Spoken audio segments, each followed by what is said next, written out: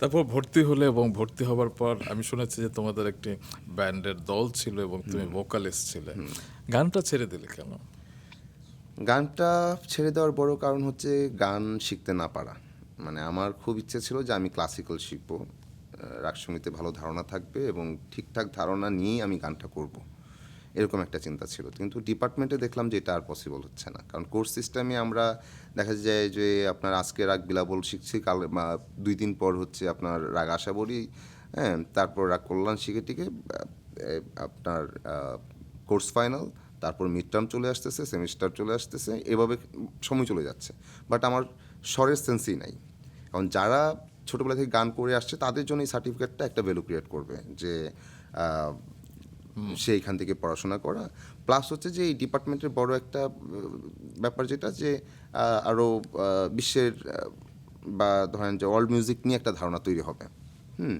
তো এই ধারণাটা তৈরি হওয়া তো ভালো, মানে এখানে একটু এই গবেষণাটার ভিতর দিয়ে সে মিউজিক কারো জানতে পারা, এক তো গান শেখার, গানটা কেন কেন আসলে গান প্রয়োজনীয়, কেন এই সমাজে বা দেশে, বা গান কিভাবে আসলে একটা খুব জরুরি ব্যাপার।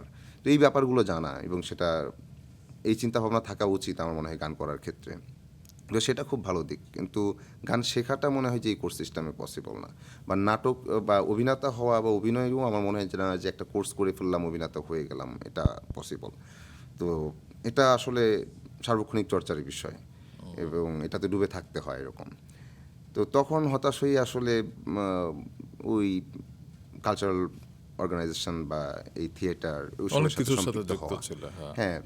তো আবৃত্তি শিখতে যাওয়া, জয়ধ্বনির সাথে গান করা, একটা ব্যান্ড দল আসলে তখন আমার ভয়েসের প্রশংসা করতো অনেকে, তখন বললো যে তুমি গান করো, তুমি আমাদের সাথে আসো, তুমি গান করো, আমরা বাজাবো, তুমি গাই বাজাও, আমাদের ভোকাল তুমিই থাকবা, এরকম এরকম আর কি, তোমাকে দিয়ে কিন্তু খুব ভালো ইয়ে হবে, এরকম এরকম। বাট দেখা গেলো যে আমি স্বস্তি পাইতাম না আসলে। আমি দেখা গেলো যে কাভার সং করতেছি, এই কাভার সং করে করে আসলে কতদিন